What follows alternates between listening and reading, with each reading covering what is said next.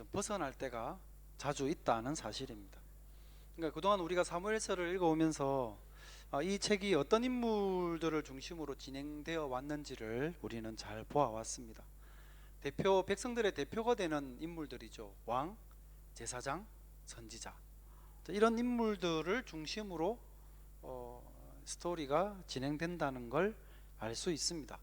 물론 사무엘상 1장에 보면 아기를 갖지 못하는 이 한나라고 하는 여인의 이야기로 시작이 되기는 하지만, 이 한나의 이야기는 그 아들 사무엘이라고 하는 제사장이자 선지자의 출생을 나타내는 배경으로 등장하는 것으로 볼 수 있고, 그 이후로 보면은 다 그런 백성의 대표가 되는 그런 인물들 중심으로 이제 사건이 전개가 되어집니다.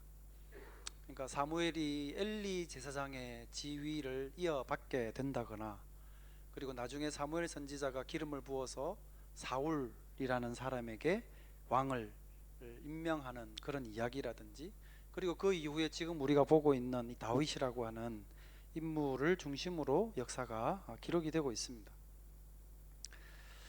근데 이런 인물들의 삶을 우리가 읽어가다 보면 그 안에서 그 나름의 어떤 패턴 같은 것들이 있는 것 같다는 생각을 우리가 하게 됩니다. 예를 들면 이런 거죠. 한나라고 하는 여인이 아기를 갖지 못해서 사실은 다른 여인에게 모욕을 당하고 하고 있던 그런 상황이었는데, 그것에 대해서 다른 방식으로 그 브닌나에게 그 안갚음을 하지 않고 하나님께로 그걸 가지고 가서 기도를 한 거죠. 간절히 기도하고 하나님께 울부짖음으로써 하나님께서 이 여인에게 아기를 선물하게 되는 그런 이야기가 이어지게 됩니다. 또 사울의 같은 경우도 그렇죠. 처음에 왕이 될 때는 너무나도 준수한 그런 외모, 또 건장한 모습, 이런 훌륭한 모습으로 사실은 시작된 것 같은데, 정차 왕이 되고 나서는 그가 마음이 하나님으로부터 떠나게 되어지고 불순종하게 됨으로써 결국은 하나님께서 그보다 더 당신의 마음에 합한 다윗이라고 하는 인물에게 자기 왕으로 세우겠다는 말씀을 하신다라든지 하는 내용들을 우리가 보게 됩니다. 그러니까 우리가 이런 내용들을 보면서 하나님께서 어떤 특별한 임무와 역할을 부여하심에 있어서 분명히 사람이 갖고 있는 어떤 특별한, 그 사람만이 갖고 있는 어떤 특별한 믿음을 하나님이 보시는구나 라는 생각을 우리가 하게 된다는 거죠. 이제 그런데 우리가 그 인물들 가운데 이 요나단이라고 하는 인물을 보면서는 우리가 앞에 내용들을 보면서 느끼게 되는 그런 것이 전부가 아니구나 라는 생각을 하게 된다는 겁니다. 그러니까 요나단에 대한 이 성경의 내용 기록들을 보면 정말로 한결같이 긍정적입니다. 성경에 나오는 그 어떤 인물과 비교를 해봐도 이 요나단이라고 하는 인물은 정말 손색이 없을 만큼 하나님의 마음에 참 맞는 그런 사람이었습니다. 신실한 신앙을 갖고 있으면 물론이었거니와 리더십도 있었고 위기를 타개해가는 능력도 있었고, 그런 자기 개인의 욕심을 차리지 않는 모습도 있었고, 친구에 대한 깊은 신의를 끝까지 지킬 줄도 아는 그런 모습들도 갖춘 사람이었습니다. 더군다나 요나단은 사울의 아들로 태어났기 때문에 이스라엘의 차기 왕으로서는 그야말로 손색 없는 사람이었죠. 그런데 우리가 성경에서 보시는 것처럼 하나님의 선택은 이 요나단이 아닌 다윗에게 있더라는 겁니다. 근데 놀라운 거는 이 요나단이라고 하는 인물의 반응입니다. 그러니까 아버지를 잇는 차기 왕이 당연히 자기가 아들이기 때문에 누가 보더라도 자기가 그 왕위를 이어받는 것은 너무나도 자연스러운 일인데, 왜 하나님은 내가 아닌 다윗을 택하셨을까? 그리고 나는 왜 아니지? 라는 생각을 충분히 할 법도 한데, 요나단은 그런 생각을 하지 않았던 것 같습니다. 나중에 다윗이 그 왕의 자리에, 차기 왕의 자리에 지목을 당했다는 사실을 알게 됐을 때도 요나단이 다윗을 향해서 질투심을 갖고 있었다는 흔적을 성경 기록에서는 찾아볼 수가 없습니다. 요나단은 정말로 왕이 되고자 하는 욕심이 없었던 것 같고, 성경을 통해서 우리가 보게 되는 이 요나단의 모습은 그가 어느 자리에 있건 간에 하나님과 그리고 자기가 섬기는 이 나라를 위해서 자신이 할 수 있는 최선의 방식으로 섬기는 것, 그것뿐이었습니다. 그는 정말로 자기를 낮췄고 비록 2위에 머물러 있긴 했으나 앞에 선택된 자를 기쁨으로 지지하는 역할을 충실히 수행을 했던 사람이었습니다. 우리는 성경을 보면서 다윗에 대해서는 이미 이 다윗이라고 하는 인물이 바로 왕이신 그리스도를 미리 보여주는 인물로 우리는 알고 있고, 이것은 성경을 통해서도 의심의 여지가 없는 사실입니다. 그렇지만 다른 한편으로 보면 이 요나단이라고 하는 인물을 가만히 보면 정말로 자기를 온전히 비울 줄 알고 시기심이나 질투심 없이 겸손한 마음으로 충분히 누군가를 전적인 마음으로 섬기고자 하는 이런 태도를 보이는 이 요나단이라고 하는 인물이야말로 어쩌면 그리스도의 겸손하신 그리스도의 모습을 잘 보여주는 인물이 아닌가 하는 생각을 우리가 하게 되어집니다. 저는 이 지점에서 우리가 하나님께서 우리 각자를 부르시는 이 부르심의 의미에 대해서 생각해 볼 부분이 있다고 생각합니다.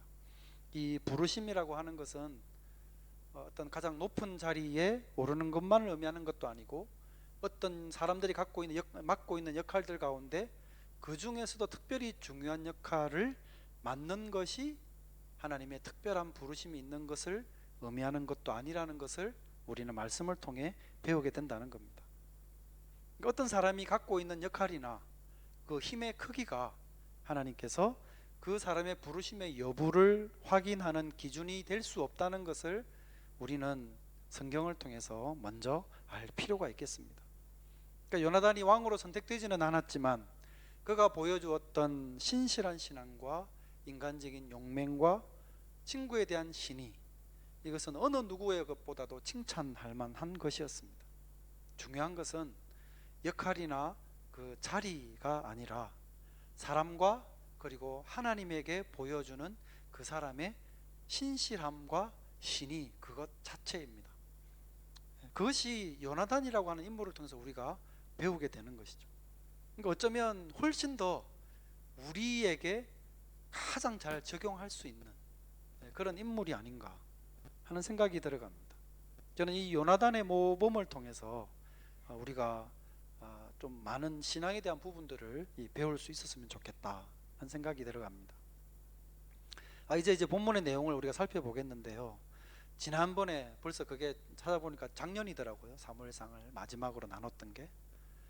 지난번에 나누었을 때 우리가 다윗과 요나단의 우정에 관해서 나누었었습니다.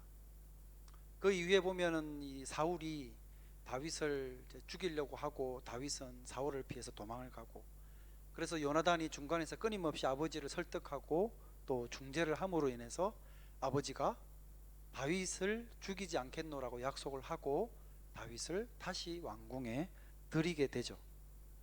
근데 그게 그리 오래 가지는 못했습니다. 또다시 사울은 다윗을 죽이려 했고 결국은 다윗은 사울을 떠나기로 결심합니다. 사실 지금 이 상황에서의 다윗의 위치는 그 이전의 자신의 모습과는 좀 다릅니다. 그동안 다윗은 많은 전쟁에서 승승장구를 하면서 백성들에게 큰 인기와 지지를 얻고 있는 상황이었고, 또한 하나님께서 사울을 잇는 차기 왕을 바로 다윗 자신으로 정하셨다는 메시지를 선지자를 통해 들어서 이미 알고 있던 터였습니다.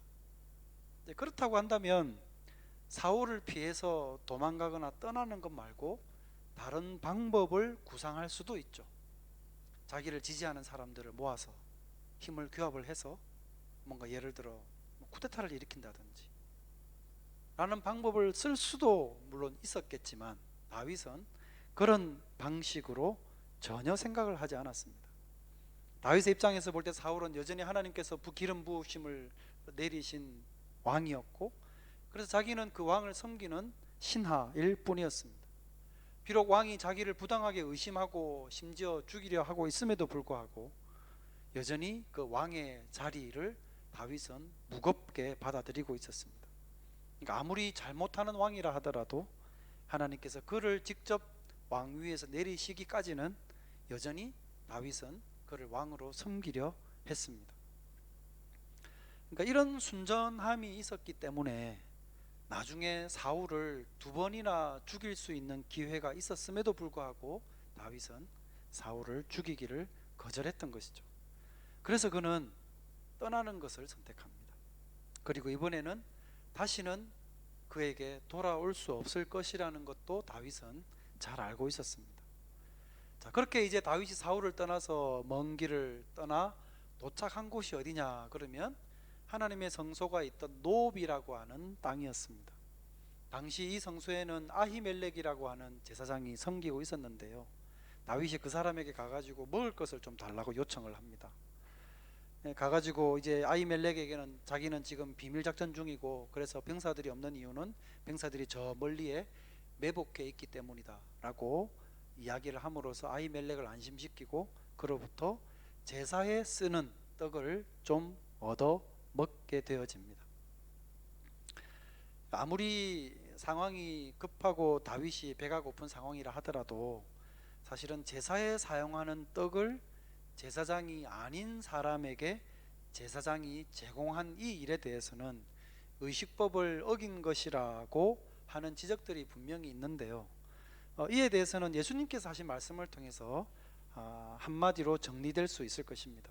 마태복음 12장 1절 이하에 보면 예수님께서 바로 이 아히멜렉이 다윗에게 제사에 쓰던 떡을 제공한 이 내용을 언급을 하시면서 하나님께서 정말로 백성들에게 원하시는 것은 자비이지 제사가 아니다 라는 말씀을 하셨습니다. 그러니까 제2법의 세부 사항을 지키는 것보다 어려움에 처해 있는 사람을 실질적으로 도와주는 그게 먼저 되어야 되고 그게 더 중요하다는 것을 예수님이 가르쳐 주신 것이죠. 이것은 매우 중요한 가르침입니다. 의식법에 사로잡혀 있던 사람들에게는 이 예수님의 가르침이 잘 이해가 되지 않는 그런 부분들이 분명히 있었습니다. 그러나 예수님의 가르침은 너무나도 당시 사람들에게는 획기적이지만 어떻게 보면 오늘 우리들에게는 이해가 되는 그런 부분들이 분명히 있습니다. 하나님께서는 제사가 아닌 자비를 원하신다 라는 이 말을 저는 오늘 우리의 상황으로 조금 더 같은 표현으로도 우리가 이야기를 할 수는 있지만 조금 더 우리 상황에 맞게 적용을 해본다면 하나님께서는 우리가 종교적으로 살기를 원하지 아니하시고 신앙적으로 살기를 원하신다 라는 말로 저는 바꿀 수 있다고 생각합니다. 종교적인 것과 신앙적인 것, 이 두 말의 의미가 분명히 다른 뜻을 갖고 있다는 걸 우리가 모르지 않음에도 불구하고 실제 우리들은 내가 갖고 있는 또 내가 취하는 이런 종교적인 행위가 그것이 바로 내 자신의 신앙의 정도를 보여주는 것이라고 스스로들 잘못 이해하고 살아가는 경우들도 적지 않다고 생각합니다. 다른 여러 가지 설명을 할 것 없이 예수님이 예로 들었던 한 가지 말씀을 가지고 충분히 설명이 가능하리라 생각합니다.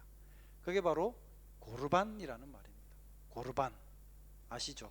하나님께 드림이 되었다라는 뜻입니다. 이것을 간단하게 설명을 드리면 종교적인 이유를 갖다 대면서 사람의 도리를 하지 않는 것을 예수님이 꼬집어서 하신 말씀입니다. 우리가 무엇을 하든 하나님을 섬긴다는 명분을 가지고 사람의 도리를 다하지 않는 것은 그것 자체로서 복음을 훼손시키는 일일 뿐만 아니라 복음의 정신에 위배되는 것이라는 것을 예수님이 말씀하신 겁니다.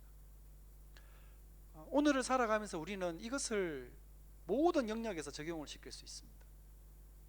이 말씀의 의미를 우리는 늘 새기면서 살아야 될 것입니다. 예수님께서 아히멜렉의 행동을 의식법이 중요하다는 생각을 이미 당시 사회 사람들은 거의 모두가 갖고 있던 그 사회에서 그것보다 실질적인 배고픈 자를 먹이는 그것이 더 중요하다고 가르친 이 가르침의 내용은 너무나 획기적인 것이지만 오늘날 우리들에게 가장 현실적으로 실질적으로 적용을 해야 되는 그런 가르침이라는 것을 우리가 기억을 해야 되겠습니다. 이제 다시 본문으로 돌아와서 이렇게 아히멜렉에게 이제 떡을 얻어 먹게 된 다윗은 거기를 떠나서 가드라는 곳으로 갔다가 나중에는 아둘람이라는 곳으로 가게 됩니다. 이제 그런데 거기에 이제 한 사람의 복병이 있었습니다. 다윗이 아히멜렉에게 놋당에 있는 아히멜렉에게 찾아갔을 때 그 성소에는 하필 도액이라고 하는 에돔 사람이 거기에 있었습니다. 근데 다윗과 아히멜렉 사이에 오가는 내용들, 이야기들을 몰래 듣고는 얼른 사울에게 달려가서 그 모든 내용들을 보고를 하게 되죠. 도액이 보고했던 내용은 이렇습니다. 사무엘상 22장 10절에 보면 아히멜렉이 그를 위하여 여호와께 묻고 그에게 음식도 주고 블레셋 사람 골리앗의 칼도 주더이다 라고 하면서 사울에게 보고를 합니다. 그러니까 도액의 이 말을 듣자 사울은 곧장 이 아히멜렉이 했던 행위를 반역 행위로 규정을 합니다. 도액이 했던 이 보고의 내용을 보면 틀린 건 없습니다. 아히멜렉이 여호와께 물었던 것도 사실이고 다윗에게 음식을 준 것도 사실이고 또 골리앗의 칼을 다윗의 손에 쥐어준 것도 사실입니다. 모두가 사실인데도 사실 이 도액의 보고에는 어떤 사실이 누락이 되어 있습니다. 아히멜렉은 다윗이 이 사울의 명령을 수행하기 위해서 온 줄로 생각하고 있었던 거죠. 그러니까 아히멜렉 제사장은 다윗이 사울을 피해서 온 줄을 모르고 사울의 명령대로 작전을 수행하러 온 줄로 생각하고 있었습니다. 그러니까 아마 이 사실을 정확하게 보고를 했다면 사울에게 어쩌면 사울이 아히멜렉을 가리켜서 반역행위다라고 곧장 그렇게 정죄하지는 않았을 겁니다. 왜냐하면 아히멜렉은 모르고 한 행동이니까요. 근데 사울이 도액의 보고를 듣고 그것을 반역행위라고 곧장 이야기를 했다는 말은 도액이라는 사람이 사울에게 그 모든 상황의 내용을 정확하게 보고하지 않았기 때문이었습니다. 물론 도액이 실수로 어떤 사실을 빠뜨렸을 수는 있죠. 근데 그렇다 하더라도 정말로 도액이 사울에게 다윗과 아히멜렉 사이에 있었던 일을 그 사실관계를 정확하게 보고할 마음이 있었다고 한다면 자기의 보고를 듣고 나서 사울이 당장 놉 땅에 있는 아히멜렉의 모든 가족들을 죽이려고 쳐들어 가려 할 때 분명히 그때 이야기를 했겠죠. 사실 아히멜렉은 반역을 가담하고자 한 게 아니고 사실은 다윗의 말을 듣고 그렇게 이해를 한 겁니다 라고 얼마든지 이야기를 해줄 수 있었음에도 불구하고 도액은 그런 말을 하지 않습니다. 이 보고로 인해서 아히멜렉과 그 가족들이 당하게 될 그 일에 대해서는 사실은 도액은 관심이 없었던 거죠. 물론 이 사울 왕의 이 확정 편향 때문일 수도 있습니다. 도액이 했던 보고에 대해서 정상적인 사실관계 확인을 하기 위한 작업은 당연히 안 했죠. 어차피 목격자는 도액 한 사람이고 이 사람이 와서 보고하는 내용에 의존할 수밖에 없습니다. 근데 어떻게든 다윗을 찾아서 죽이고 말겠다는 이 생각에만 몰두해 있던 이 사울에게는 자기가 이미 정해놓은, 그렇기 때문에 도망하는 다윗을 그 누구든 도와주는 자는 그것이 곧 반역행위다 라고 그 마음속에 정해놓은 이 결론에 이르기 위해서, 또는 이 결론에 대한 약간 다른 내용들을 만약에 도액이 이야기를 했다 하더라도 그것에 대해서는 듣고자 하는 마음이 없었던 겁니다. 자기가 내린 결론과 상충하는 증거에는 아예 귀를 닫아버리는 거죠. 그래서 보고를 했고 아히멜렉이 다윗을 먹였고 그냥 그것만으로 이미 사울은 아히멜렉이 죽어 마땅한 반역자라는 결론을 내려버리게 된 것입니다. 실제 우리 생활 가운데도 보면 우리는 이런 유혹을 받을 때가 있습니다. 예를 들면 내가 별로 좋아하지 않는 사람에 대한 부정적인 이야기가 떠돌아다녀요. 이렇게 떠돌아다니는데 가만히 들어보니까 그 이야기의 배경이 내가 아는 사실관계와는 좀 다른 것 같아요. 약간 왜곡된 부분이 있고 과장된 부분이 있는 것 같습니다. 근데 그 왜곡된 부분 때문에 내가 별로 좋아하지 않는 그 사람에 대한 부정적인 이미지가 더 커지고 있는 거죠. 근데 내가 그 사람을 그다지 좋아하지 않기 때문에 그 사실관계를 아니 그거는 사실은 그게 아니고 이러이러하다 라고 굳이 설명을 해 주려 하기보다 그냥 침묵하는 쪽을 택합니다. 침묵함으로써 그 떠돌아다니는 말들에 소심한 동조를 하게 되기도 하죠. 또는 사울이 아히멜렉에게 그랬던 것처럼 힘 있는 사람이 어떤 사람에 대해서 확정 편향을 가지고 그 사람은 이런 사람이고 이렇게 되어야만 돼 라고 막 이야기를 할 때 그것에 대해서 자기의 생각은 분명히 다름에도 불구하고 그것에 반하는 어떤 말도 해주지 못하는 그런 경우들도 있습니다. 저는 오늘 본문의 내용들을 보면서 바로 이런 유혹에 우리 신앙인들도 언제든지 연루될 수 있다고 저는 생각을 합니다. 그렇지만 우리가 우리의 양심이 이런 상황적인 유혹에 굴복되어서는 안 되겠다라는 겁니다. 지금 도액이 바로 그런 상황에 있는 거죠. 사실 도액이 다윗에게 대해서는 개인적인 원한이나 미움이 없을 수 있습니다. 아히멜렉 제사장에 대해서도 마찬가지겠죠. 그렇지만 도액이 생각할 때 적어도 분명한 것은 지금 사울은 다윗을 쫓고 있고 이 보고를 사울이 기뻐할 것이라는 거죠. 그리고 이것을 보고하는 자신에게는 사울의 눈에 들 수 있는 좋은 기회가 된다는 사실이었습니다. 그렇기 때문에 긍정적인 면을 굳이 말하지 않고 침묵해버리거나 상대가 듣고 싶어하는 부정적인 면만을 선택해서 부각시켜서 이야기를 하는 거죠. 그 결과가 무엇이었습니까? 결국 사울은 그 말을 듣고 곧장 병사들을 이끌고 놋땅으로 쳐들어갑니다. 아히멜렉 제사장뿐만 아니라 그 가족들, 그와 함께 일하는 제사장들까지 다 잔혹하게 살육을 해버립니다. 이 도액이라고는 한 사람의 이기적인 판단과 행동이 정말 무고한 많은 사람의 목숨을 앗아가게 만든 것이죠. 그럼 이제 우리의 시선을 도액이라는 사람으로부터 사울에게로 한번 돌려보십시오.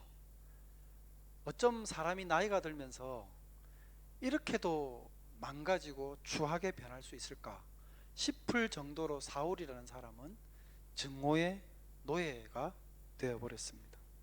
그 어떤 것도 이 사람의 망령을 막아설 수 없고 그 앞을 막고자 하는 사람들도 없었습니다.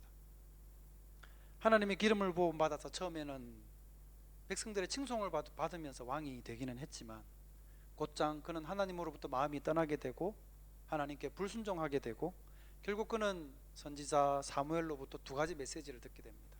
하나는 하나님이 너를 버리셨다는 것과 또 하나는 하나님이 이 나라를 당신 아닌 다른 마음에 합한 사람에게 주시려 한다라고 하는 두 가지 메시지입니다. 이 순간부터 사울은 자기 왕위의 자리를 지키겠다는 일념 하나로 처절하게 몸부림을 합니다. 다음 자기 왕이 될성 싶은 후보처럼 눈에 보이는 사람이 생기기만 하면 가차없이 그 사람을 쳐내어 죽이려 했습니다. 그렇게 자기 눈에 들어온 사람이 바로 다윗인 거죠. 전쟁에 갔다가 승승장구하고 오는데 백성들은 환호하고, 근데 같이 나갔다가 환호하는 군중들 속에서 사울은 천천히고 다윗은 만만이다 막 이런 소리가 들리니까 갑자기 눈이 돌아가지고 갑자기 시기심에 불타서 다윗을 죽이겠다고 날뛰게 되는 정말 초라하기 그지없는 사람이 되어버렸습니다. 그러니 아히멜렉 제사장의 이야기를 듣고도 사건 전후의 사정을 제대로 이해하려 하지 않고 그냥 아히멜렉이 다윗에게 떡을 줬다는 이것 사실만으로 아히멜렉은 자기가 생각할 때 죽여야 되는 사람이 되어버린 겁니다. 사울의 모습에서 우리가 반면교사로 배우게 되는 부분이 있습니다. 그게 뭔가 그러면 하나님께 대한 이 불순종과 우리가 이 부당하게 드러나게 되는 우리의 내면의 분노는 우리의 판단력을 흐리게 만들고 우리를 하나님으로부터 분리시키는 중요한 요건이 된다라는 겁니다. 불순종과 분노. 그러므로 여러분, 하나님의 말씀을 절대로 사사로 여김으로 인해서 불순종으로 나아가는 일이 없으시기를 바랍니다. 하나님의 말씀은 여러분이 늘 듣고 준하여 살아야 될 기준이 되는 것입니다. 그리고 분노가 여러분의 이성을 잃게 만들도록 여러분의 감정을 내버려 두지 마시고 합리적인 판단을 하지 못하게 만들도록 그냥 여러분의 감정을 놔두지를 마시기 바랍니다. 그때마다 하나님 앞에서 그 마음들을 붙들어 보려고 하십시오. 그래서 분노가 일을 어그러뜨리게 만들지 말고 그때 더 하나님 앞에 섬으로서 어떻게 바르고 합당한 판단을 할 수 있을지를 기도함으로 발견해 나갈 수 있기를 바랍니다. 하나님께서 우리를 이런 것들로부터 지켜주시기를 바랍니다. 그리고 마지막으로 여기서 한 가지를 더 생각해 보려고 그러는데요. 바로 이런 사울의 모습과는 너무나도 대조적인 이 다윗의 모습입니다. 아히멜렉과 그 가족들이 살육을 당할 때 겨우겨우 거기를 피해서 달아났던 아히멜렉의 아들 중에 유일한 생존자가 있습니다. 아비아달이라고 하는 아들인데요. 그 자리를 도망해서 다윗이 있는 곳으로 곧장 달려갔습니다. 그래서 다윗에게 이 모든 있었던 일들을, 놉당에서 있었던 일들을 이야기를 합니다. 이 말을 듣자 다윗이 이렇게 이야기를 합니다. 너의 아버지 집에 모든 사람 죽은 게 나의 탓이다. 오늘 읽었던 본문에 나오는 내용이죠. 다윗은 그 자리에 도액이라는 사람이 있었다는 사실을 모르지 않았던 것 같습니다. 그래서 그가 고사질을 했기 때문에 사실은 그런 비극이 발생한 것이죠. 다윗도 모르지 않습니다. 그렇다면 저 도액이라는 저 인간이 가서 그렇게 사울에게 보고함으로써 이런 처참한 일이 벌어졌다라고 하면서 도액에게 비난의 화살을 돌리지 않았습니다. 또한 설사 제사장이 자기가 미워하는 나에게 떡을 줬다 한들 그렇다고 어떻게 그 많은 사람들을 와가지고 저렇게 다 살육할 수 있느냐라고 하면서 사울을 원망할 수도 있었지만 그렇게 하지도 않았습니다. 모든 문제의 원인이 자기에게 있다고 이야기를 했고 그 잔혹한 살육의 책임도 자기에게 있다고 이야기를 했습니다. 대단하죠. 그리고 다윗은 그걸 말로만 끝내지도 않았습니다. 아비아달 가족의 죽음에 대한 책임이 전적으로 자기에게 있다는 걸 인정을 하면서 아히멜렉 자손의 유일한 생존자인 아비아달을 자기 옆에 두고 끝까지 지켜주기로 합니다. 근데 여러분, 다윗이 이 아비아달을 언제까지 지켜주는지 아십니까? 나중에 이제 사울도 죽고 결국은 다윗이 왕위를 차지하게 되었을 때 이 백성의 제사장으로 사독과 함께 아비아달도 백성들의 제사장으로 삼습니다. 다윗이 왕이 되고 나서 총 40년을 통치를 했는데요. 이 40년 통치하는 기간 동안 여전히 다윗은 아비아달을 제사장으로 옆에 두고 함께 일을 하게 만듭니다. 그리고 그 기간 동안 정말 많은 일들이 일어났습니다. 그야말로 굵직굵직한 사건이라고 한다면 다윗이 우리아의 아내 바세바를 범한 사건이라든지 아들 압살롬이 반역을 일으켜가지고 예루살렘을 떠날 수밖에 없는 그런 상황에 처한 그런 상황이라든지 여러 가지 많은 위기들이 있었음에도 불구하고 끝까지 다윗은 아비아달을 자기 옆에 두고 지켜줬었습니다. 그리고 아비아달도 다윗 옆에서 제사장으로서의 역할을 잘 수행했습니다. 그런데 문제는 다윗이 늙고 힘이 없어졌을 때 일어났습니다. 상황이 좀 달라졌습니다. 다윗은 이제 더 이상 왕으로서의 바른 통치 행위를 할 수 없을 만큼 계속 병석에 누워 있어야만 되는 약한 상황이었습니다.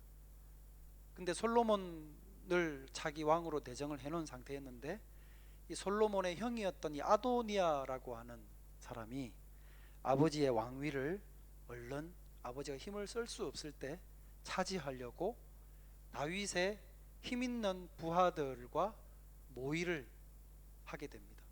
근데 이 모의에 아비아달 제사장도 가담을 합니다. 다윗은 끝까지 아비아달을 지켜줬는데 힘이 약해지고 노쇠해지다 보니까 아비아달은 이제 다음으로 자기를 지켜주고 보호해줄 수 있을 것 같은 아도니아 편에 서서 그 모의에 가담을 하게 돼 버린 거죠. 물론 결과적으로는 이 모의는 실패로 돌아갔습니다. 그리고 하나님께서 말씀하셨던 대로 아도니아가 아닌 솔로몬이 이스라엘의 왕이 됩니다. 솔로몬이 권세를 잡았습니다. 이 영모에 가담했던 아도니아는 물론이고 또 다윗의 장수였던 요압도 다 처형을 당했습니다. 그런데 이 아비아달만큼은 영모에 가담했음에도 불구하고 아버지 다윗의 뜻 때문인지 그는 처형하지 않고 그냥 제사장에서 폐위시키고 그냥 고향으로 추방시키는 것으로 마무리를 합니다. 결국 다윗은 과거 자신으로 인해서 아히멜렉 제사장과 그 모든 자녀들 가족들이 처참하게 죽음을 당한 것에 대해서 끝까지 책임을 지려고 했고, 아비아달이 자기를 배신하기 전까지는 끝까지 그를 지켜주려 했습니다. 지난번에 우리가 나눴듯이 다윗이 친구 요나단은 일찍 죽어 떠났지만 그 아들 무비보셋을 끝까지 찾아서 챙겨주었던 그 모습들을 우리는 함께 나눴었습니다. 마찬가지로 아히멜렉의 집안에 대한 책임감 역시도 그러했습니다. 유일하게 생존해 있던 아비아달을 끝까지 챙겨주고 그에게 신의를 지키는 모습이 다윗의 모습이었습니다. 저는 이런 모습이 바로 다윗의 다윗됨이 아닌가 생각합니다. 발생한 어떤 문제에 대해서 애써서 다른 사람의 탓으로 돌리려 하지 않고, 사실은 눈에 보이는 뻔한 다른 사람 문제잖아요. 사울의 문제고 그 다음에 도액의 문제였습니다. 자기는 얼마든지 그들을 비난하면서 책임에서 좀 적어도 약간 마음의 자유를 얻을 수도 있었습니다. 근데 다윗은 그렇게 하지 않았습니다. 그냥 자기 탓임을 인정하고 끝까지 책임을 지고자 한 것입니다. 과거의 실수를 미래의 책임감으로 여길 줄 아는 신이, 우리의 신앙이 바로 이런 모범적인 훌륭한 인격을 좀 빚어낼 수 있다고 한다면 참 멋진 일일 것이라 생각합니다. 그러니까 사람과 사람 사이에서도 일어난 이런 모습을 만약에 보인다면 정말로 칭송을 받을 만한데, 저는 이런 다윗의 모습이 하나님을 향해서도 똑같이 존재했다고 생각합니다. 잘 아시는 대로 다윗은 참 많은 실수와 흠결이 있는 사람이었습니다. 그렇지만 그는 회개할 줄 아는 사람이었습니다. 선지자가 지적하면 그 입을 다물게 하지 않고 그 메시지에 반응하고자 했습니다. 그래서 회개했고 눈물로 하나님께 다시 나아갈 줄 아는 사람이었습니다. 다시 일어날 줄 아는 사람이었고 하나님을 향해서 다시금 신실한 백성으로 살아가고자 애썼던 사람입니다. 우리도 이런 은혜를 사모할 수 있었으면 좋겠습니다. 요나단과 같은 사람, 또는 다윗과 같은 사람, 이런 사람들의 신앙은 감히 우리가 쳐다볼 수도 없을 만큼 저 높은 위에 있는 어떤 그런 경지의 신앙의 모습이 아닙니다. 얼마든지 우리가 보고 배울 수 있고 따를 수 있는 그런 신앙의 모습입니다. 우리가 갖고 있는 이 지금 우리의 신앙이 우리로 하여금 더 진실하고 하나님과 사람에게 신의를 지키며 신뢰할 만한 성도의 모습으로 빚어 나갈 수 있게 만들면 너무나 좋겠습니다. 여러분, 우리 모두가 바로 그런 신앙의 자세를 배워가기를 힘쓰고 또 그것을 사모하는 성도님들이 되시기를 주님의 이름으로 축원드립니다. 기도하겠습니다. 걸어가신 하나님 아버지, 은혜를 감사합니다. 누가 보더라도 자기의 책임이 아니었음에도 자기의 책임으로 인정하고 끝까지 자기가 할 수 있는 책임감으로 할 수 있는 모든 일을 다하려 했던 이 다윗의 모습을 우리의 신앙생활 가운데 배워가기를 원합니다. 어떤 자리에 있든 중요한 것은 하나님을 섬기고 그 자리에서 하나님을 섬기는 마음으로 사람을 함께 섬기며 살아가는 것임을 요나단의 모습을 통해서 또 우리가 함께 배울 수 있게 하여 주시옵소서. 하나님을 섬기는 우리의 신앙이 우리의 삶과 우리의 생활을 그렇게 빚어가고 만들어갈 수 있도록, 좋지 않은 마음과 분노가 우리로 하여금 하나님으로 멀어지지 않도록, 멀어지게 만들지 아니하도록 우리의 마음과 생각을 붙들며 하나님께 나아가며 살아가는 우리가 될 수 있도록 은총 허락하여 주시옵소서. 예수님의 이름으로 기도드립니다. 아멘. 찬송가 401장 찬양 드리면서 예물 드리겠습니다.